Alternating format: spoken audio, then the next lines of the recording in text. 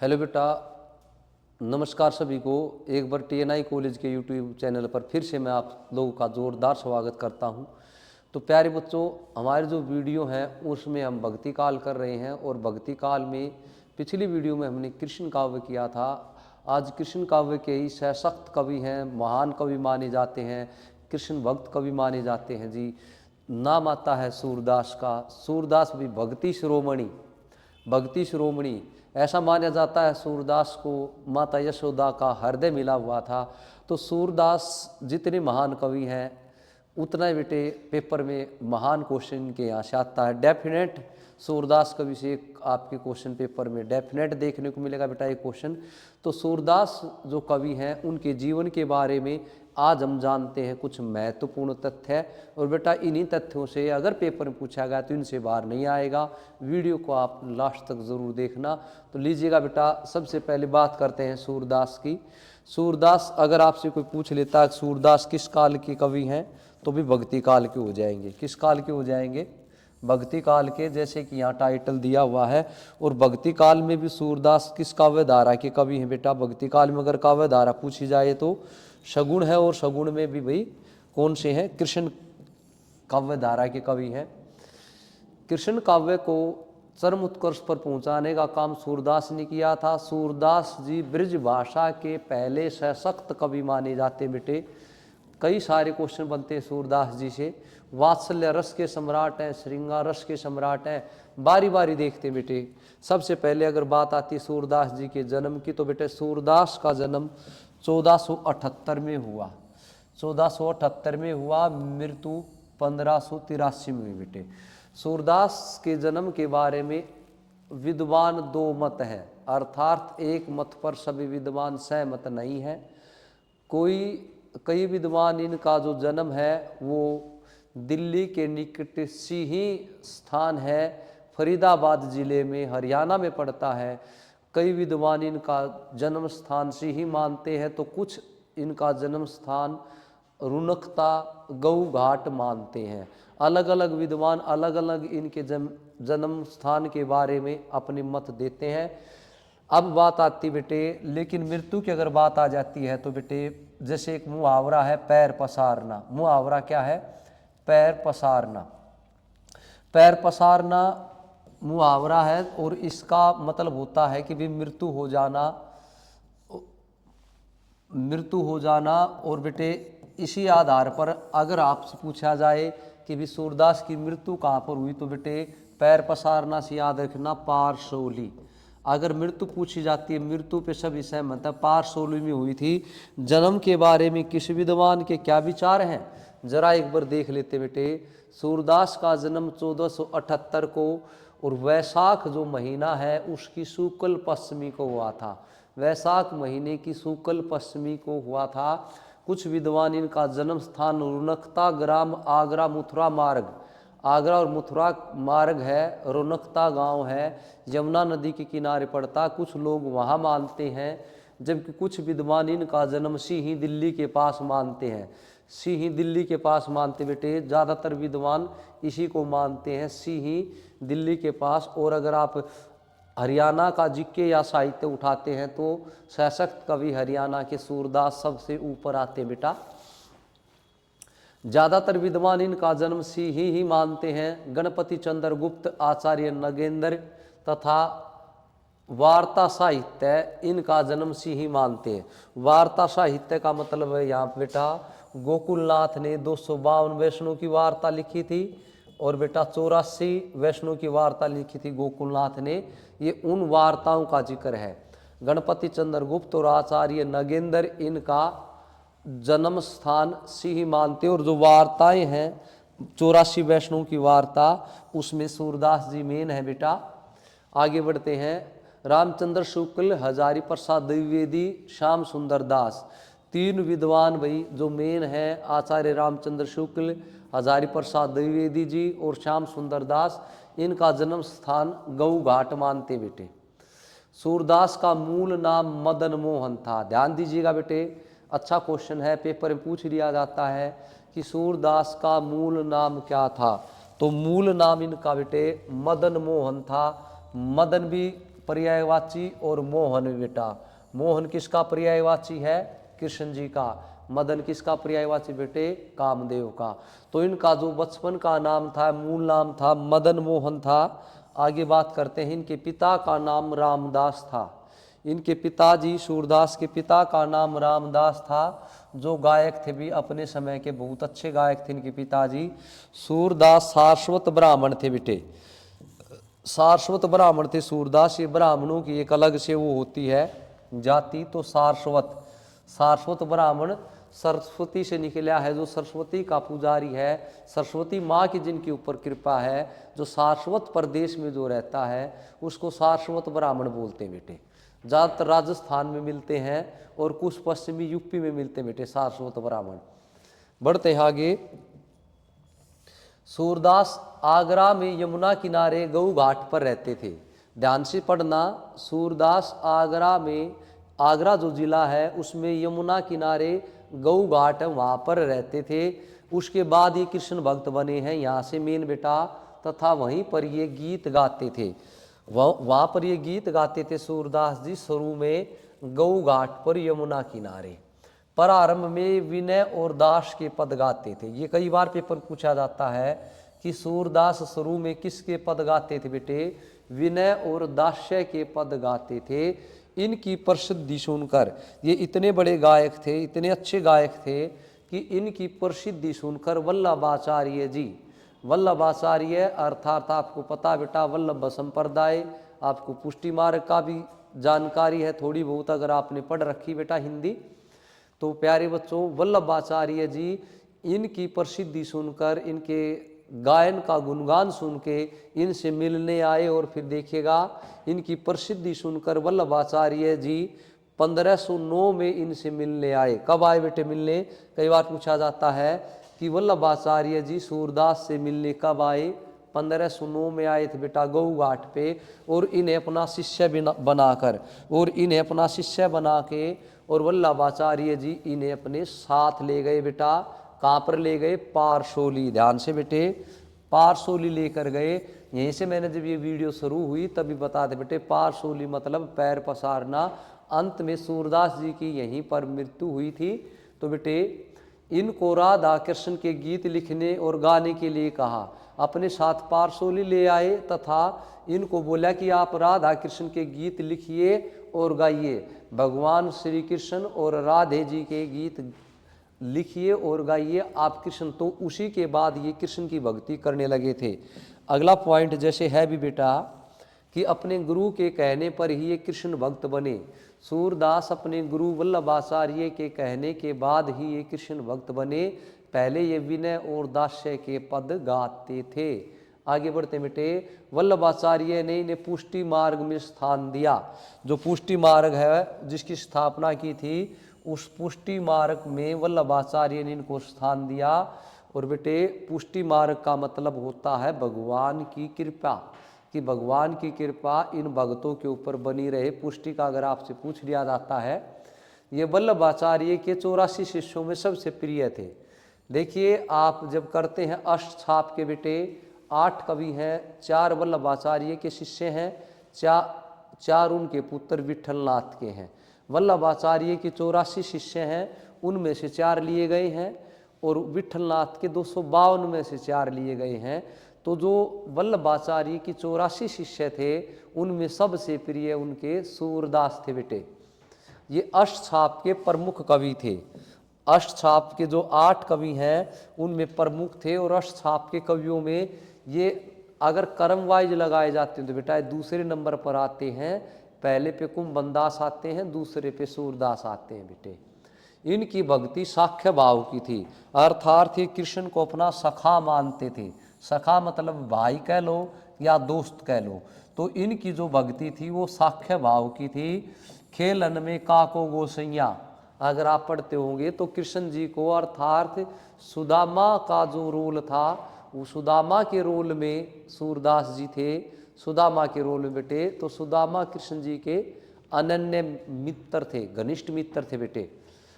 1583 में पारसोली में इनका निधन हो गया। और बेटे बहुत बहुत ही महत्वपूर्ण पंक्ति है ये कि ये कथन किसका है। जब 1583 में पारसोली में इनका निधन हुआ तो बेटे विट्ठलनाथ ने, वल्लभाचार्य की तो मृत्यु पहले ही हो चुकी थी, तो विट्ठलनाथ ने इनकी मृत्यु पर कहा था कि भी पुष्टि मार्ग को जहाज जात है, कि पुष्टि मार्ग का जो जहाज है वो जा रहा है, जिसको कुछ लेने सो ले। उस जहाज के अगर कोई अंतिम जब इनकी यात्रा निकल रही थी तो अगर आप उनके दर्शन करना चाहते हो तो उनके दर्शन कर लीजिए। ये बहुत बार पूछा जाता है कि भी किसके बारे में कहा गया और किसने कहा। विट्ठलनाथ ने कहा, सूरदास के बारे में कहा, उनकी मृत्यु पर कहा। बेटे बढ़ते हैं आगे। सूरदास ब्रज भाषा के पहले सशक्त कवि हैं। बेटे भक्ति काल से पहले आदि काल था, भक्ति काल से पहले आदि काल था। और भक्ति काल प्यारे बच्चों चार उनमें बटा।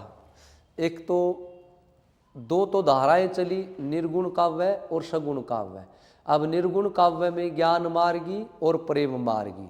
तो ज्ञान मार्गी में कबीरदास, रैदास, नानक जी ये हुए हैं। प्रेम मार्गी में बेटा मुल्ला दाऊद है, मुल्ला दाऊद है, कुतुबन है, जायसी है, उस्मान है, ये हुए हैं।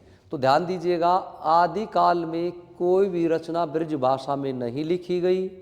भक्ति काल में ब्रज भाषा में जो रचनाएं रची गई, अगर हम बात करते हैं तो शुद्ध ब्रज जो है सुंदरदास की थी, जो संत कवि थे, लेकिन वो जन्म के अनुसार सूरदास जी के काफ़ी बाद में ठहरते हैं। अब बात ये आती है कि वे ब्रज भाषा के पहले सशक्त कवि, क्योंकि अगर हम सूफी काव्य की बात करते हैं प्यारे बच्चों, तो सूफी काव्य की जो भाषा थी वो अवधी थी। ब्रज भाषा को काव्य भाषा बनाने में, ब्रज भाषा को श्रेष्ठ काव्य भाषा बनाने में सबसे बड़ा योगदान सूरदास जी का है। सूरदास जी इसलिए ब्रज भाषा के पहले सशक्त कवि माने जाते हैं। सूरदास के 3 ग्रंथ बेटा, सूरसागर, सूरसारावली, साहित्य लहरी। सूरसागर इनका सबसे बड़ा ग्रंथ है, महान ग्रंथ है। तो वो सूरसागर जो ग्रंथ लिखा है इन्होंने, भागवत गीता को आधार मान के लिखा है। उसी आधार पर सूरसागर में सकंद नाम दिया गया, जिस तरह से भागवत गीता में सकंद नाम दिया गया सर्गों को, तो इसमें भी सर्गों को स्कंद नाम दिया गया है। तो प्यारे बच्चों, ब्रज भाषा के पहले सशक्त कवि सूरदास जी हैं। अगर आ जाता है तो कृष्ण काव्य को ब्रज भाषा ने ही बेटा चरम उत्कर्ष पर पहुंचाया था। ये फिर चाहे नंददास हों चाहे सूरदास हों, ब्रज भाषा के जो कवि हुए हैं उन्होंने सबसे ज़्यादा कृष्ण काव्य लिखा। बेटे बढ़ते हैं आगे। इन्होंने अपनी रचना साहित्य लहरी में अपने आप को चंद्रवरदाई का वंशज बताया है। चंद्रवरदाई बेटा जिसने रचना किसकी की थी? पृथ्वीराज रासो की। तो पृथ्वीराज रासो की रचनाकार थे चंद्रवरदाई। तो कई बार पूछा जाता है कि सूरदास किसके वंशज थे, तो अपनी रचना साहित्य लहरी में सूरदास ने अपने आप को चंद्रवरदाई का वंशज बताया है। बेटा सूरदास को वात्सल्य रस का सम्राट कहा जाता है। सूरदास कवि को वात्सल्य रस का सम्राट कहा जाता, मोस्ट इंपोर्टेंट है बेटा ये। ऐसा माना जाता है कि सूरदास को यशोदा माता का हृदय प्राप्त था। इतना बाल लीला का इतना प्यारा, इतना मधुर वर्णन कर रखा है एक छोटे बच्चे का। मैया मोहिदावत बहुत खिजावत, मैया मोहिदावत बहुत खिजावत, मोसो कहत मोल को लियो, तू जसमुती कब जायो। इसी तरह से मैया मैं चंदर खिलौना ले हूँ, काना घुटनन चलत आवत, मुँह दधी लपेटत। तो प्यारे बच्चे ऐसा बाल वर्णन, ऐसा वात्सल्य होता है। माता पिता का संतान के प्रति जो मोह होता है, माता पिता का या गुरु का संतान के प्रति जो मोह होता है, उसको वात्सल्य रस कहते हैं बेटे। तो वात्सल्य रस के सम्राट कवि हैं ये। ऐसा बाल लीला वर्णन कर रखा है। देखिएगा बेटे, ये जो पॉइंट है, अगर आप टीजीटी पीजीटी हिंदी में बैठते हैं, DSSS भी है, हरियाणा का कोई एग्ज़ाम है, यूपी का है, या फिर नेट के एग्ज़ाम में बैठते हैं, तो आजकल कथन का बहुत बड़ा योगदान है। कथन पेपर में पूछे जाते हैं, कथन से क्वेश्चन बनाए जाते हैं। तो बेटा ये कथन है सूरदास जी के बारे में, अलग अलग विद्वानों ने दिए हैं, एक बार इन पर नजर डाल लेते हैं। सूरदास अपने प्रिय विषय का वर्णन शुरू करते हैं। देखिए कितनी बात, बढ़िया बात कही कि जब सूरदास अपने प्रिय विषय का वर्णन शुरू करते हैं, जिस विषय पर वो लिखते हैं या गाते हैं, शुरू करते हैं, तो मानो अलंकार शास्त्र हाथ जोड़कर, नेट में आया हुआ बेटे 2018 में नेट में आया हुआ है, मानो अलंकार शास्त्र हाथ जोड़कर उनके पीछे पीछे दौड़ा करता है, कि अलंकार उनके आगे मजबूर होके हाथ जोड़ के उनके पीछे पीछे दौड़ता है। दुनिया इसको गलत करती है, क्योंकि शुक्ल जी मानती हैं, शुक्ल जी ने इनको वात्सल्य रस का सम्राट माना है, तो इसका कथन को दुनिया कहती, शुक्ल जी ने कहा, लेकिन ये हजारी प्रसाद जी का है। देखिए बेटा, सूरदास जब अपने प्रिय विषय का वर्णन शुरू करते हैं, तो मानो अलंकार शास्त्र हाथ जोड़कर उनके पीछे पीछे दौड़ा करता है, उपमाओं की बाढ़ आ जाती है, रूपकों की वर्षा होने लगती है, संगीत के प्रभाव में कवि स्वयं बहकर अपने को भूल जाता है। ये स्वयं में बिंदु यहाँ आएगा बेटे, स्वयं की वर्तनी जो है उसमें टाइपिंग एरर है बेटा, ये ऐसे आएगी, ठीक है, रूपक में बड़ा हुआ आएगा। तो प्यारे बच्चे यूं कह रहा है कि भी सूरदास जब अपने प्रिय विषय का वर्णन शुरू करते थे, तो मान के चलो पूरा का पूरा अलंकार शास्त्र, भामज जिसके संपादक हैं, वो अलंकार शास्त्र हाथ जोड़ के इनके पीछे पीछे हो लेता था। उपमा अलंकारों का क्या हो जाता, उपमा अलंकारों की बाढ़ आ जाती और रूपकों की बारिश होने लगती। इतना बढ़िया वर्णन बेटे। और संगीत के प्रभाव में कवि स्वयं बहकर अपने आप को भूल जाता, मतलब इतना बढ़िया कि भी संगीत में कवि खुद उन बाहों में बह के प्रवाह में खुद भूल जाता था कि मैं क्या हूँ। हजारी प्रसाद द्विवेदी का कथन है बेटा ये सूरदास के बारे में। अगला फिर देखिएगा, ये यहाँ से पेपर में पूछे जाते हैं, तो थोड़ा ध्यान से अगर हम करेंगे, सूरदास की वर्णन की हुई श्री कृष्ण की बाल लीलाओं को बड़े बड़े सहृदयों ने इस प्रकार समझा है। ये जो सहृदय शब्द है बेटा, सहृदय का मतलब होता है पाठक। क्या होता है? पाठक। हाँ जी, सूरदास की वर्णन की हुई, सूरदास जी ने श्री कृष्ण की बाल लीला का, बचपन का, बाल रूप का इतना बढ़िया वर्णन कर रखा है कि बाल लीला को बड़े बड़े पाठकों ने इस प्रकार समझा, मानो वे स्वभावोक्ति के उत्तम उदाहरण हैं। जैसे वो खुद वो उसका अनुभव कर रहे हैं। देखो बेटे, स्व जमा भाव जमा उक्ति, तो यूं कह रहा है कि वो स्वयं उसकी खुद की स्वभावोक्ति, टाइपिंग एरर है बेटा ये भी, ठीक है, स्वभावोक्ति के खुद के उदाहरण हैं। आगे बढ़ते हैं, हजारी प्रसाद द्विवेदी जी ने ही कहा है सूरदास जी के बारे में ये भी बेटा। आगे बढ़िएगा बेटे। सूरदास ने राधिका और श्री कृष्ण के प्रेम का ऐसा संपूर्ण चित्र खींचा है जो गीति काव्यों के भीतर से महाकाव्य रूप में प्रकट होता है।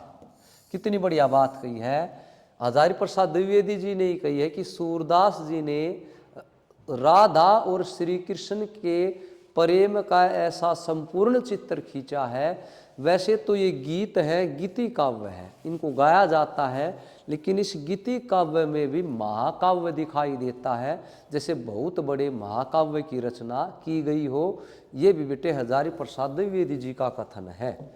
आगे बढ़ते बेटे, सूरदास की कविता में हम विश्वव्यापी राग सुनते हैं, वह राग मनुष्य हृदय उदागर है। सूरदास की जो कविता है उसमें हम पूरे के पूरे संसार का राग सुन सकते हैं। संसार में जितने भी बच्चे हैं, वात्सल्य वर्णन सूरदास का उन सब में देखने को मिलता है, सब गुनगुनाते हैं बेटा। और इसीलिए माताएं कहती है ना, बेटा दूध पी लो तेरी चोटी बढ़ जाएगी, मेरा बेटा बड़ा हो जाएगा। ये सारी सूरदास जी की देन है बेटे। राम कुमार वर्मा ने कहा बेटा, ये भरमर के बहाने सूरदास ने निर्गुण उपासना की, धज्जियां उड़ाने में कोई कसर नहीं छोड़ी। कि भरमर देखिएगा, सूरदास जी ने भरमर गीत लिखा है बेटा। स्कंद जैसे जो स्कंद थे उनमें से भ्रमर गीत लिखा है, उस भ्रमर गीत में क्या है, वो उद्धव गोपियों के पास संदेश लेके जाता है कि आप योग को अपना लो, अर्थात निर्गुण भगवान की भक्ति करने लग जाओ, कृष्ण को छोड़ दो। तो यूँ कह रहा है निर्गुण की। और फिर देखो कहा था ना, निर्गुण कौन देश के वासी, कि निर्गुण कौन से देश में रहते हैं हम ये नहीं जानते, है ना। और वो कहते हैं ना, सोवत जागत निशी दिन, कहना कहना जकरी, कि हम तो सोमते जागते रात दिन काना काना जपती रहती हैं। तो निर्गुण काव्य पर सूरदास जी ने अपने भ्रमर गीत से इतना अटैक किया कि मानो उसकी धज्जियां उड़ा दी। ये कथन है बेटे, विद्वान का नाम है डॉक्टर बच्चन सिंह, सूरदास जी के बारे में। सूर का भ्रमर गीत वियोग श्रृंगार रस का सर्वोच्च शिखर है। श्रृंगार रस के बेटे दो भेद होते हैं। तो श्रृंगार रस का जो वियोग है, वियोग में क्या होता है, नायक नायिका बिछुड़ जाते हैं। पहले तो ऐसा ही होता था, नायक नायिका को छोड़ के जाता था। आजकल नायिकाएं भी उड़ने लग गई, कोई भरोसा नहीं है। तो क्या था कि जब दूर हो जाते हैं तो विरह, जब वो कृष्ण गोपियों को छोड़ के द्वारिकाधीश बन गए थे, ब्रज को छोड़ के द्वारिका आ गए थे, तो फिर वो गोपियाँ उस विरह में तप रही थी, उस विरह में जल रही थी। तभी भ्रमर गीत लिखा बेटे सूरदास जी ने।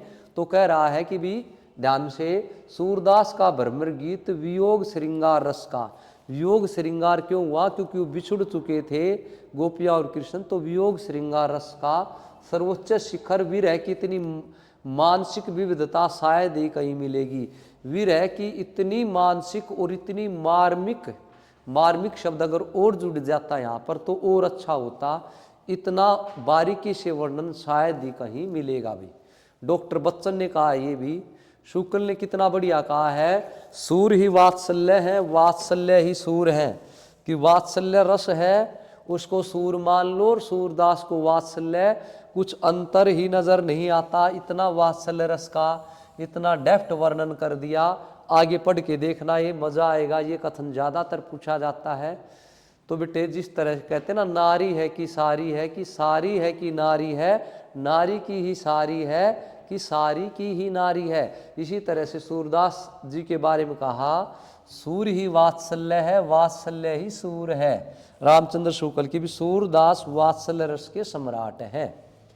ले लीजिएगा बेटे, वात्सल्य और श्रृंगार का जितना उद्घाटन सूरदास ने अपनी बंद आंखों से किया, वात्सल्य और श्रृंगार का जितना उद्घाटन सूरदास ने अपनी बंद आंखों से किया और किसी ने नहीं। मानो वे अपनी बंद आंखों से, मानो अपनी बंद आंखों से वात्सल्य रस का कोना कोना जा खाए हूँ बेटा। कि वात्सल्य रस जितना फैला हुआ, जैसे घर होता है, घर का कोना कोना देख लेते हैं ना जब हम कोई चीज़ खोजते हैं, ढूंढते हैं, तो ऐसा लग रहा है मानो सूरदास अपनी बंद आंखों से वात्सल्य रस का कोना कोना झाँक आए हों। उसके बाद के कवि जिन्होंने भी वात्सल्य रस का वर्णन किया है, ऐसा लग रहा है वो सूरदास जी की जूठन चख रहे हैं, अर्थात सूरदास जी का जूठा। सूरदास ने जो किया है उससे बाहर किसी में करने की हिम्मत ही नहीं है। इतना गहराई से वात्सल्य रस का वर्णन कर रखा है बेटे सूरदास जी ने। ये कथन बेटा आचार्य शुक्ल का। आगे बढ़ते बेटे, भ्रमर गीत सूर साहित्य का मुकुट मणि है। कई बार पूछा जाता है, जो भ्रमर गीत है सूर जो साहित्य है, सूर साहित्य में सूरदास जी का सबसे प्रमुख ग्रंथ है सूर सागर बेटे। तो पूरा का पूरा जो सूर साहित्य, इसने 3 रचनाएं रची सूरदास जी ने। तो बेटा उनमें भ्रमर गीत इन सूर साहित्य का मुकुटमणि है। जैसे राजा मुकुट पहनते थे, और बेटे मुकुट के राजा जो मुकुट पहनते थे और इन मुकुट के उसमें क्या लगाते थे, यहाँ पर एक मणि लगाते थे, जो मणि चमकती थी मोती।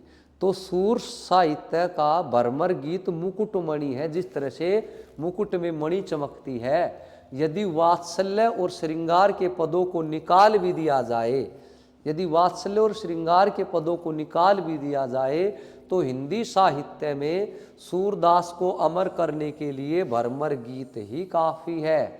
ये भी बेटे किसने कहा है, सूरदास जी के बारे में आचार्य रामचंद्र शुक्ल के कथन है भाई। ये भी कितने महान कवि हैं देखिएगा, सभी विद्वानों ने लेखनी चलाई इनके ऊपर, अब खूब बढ़िया।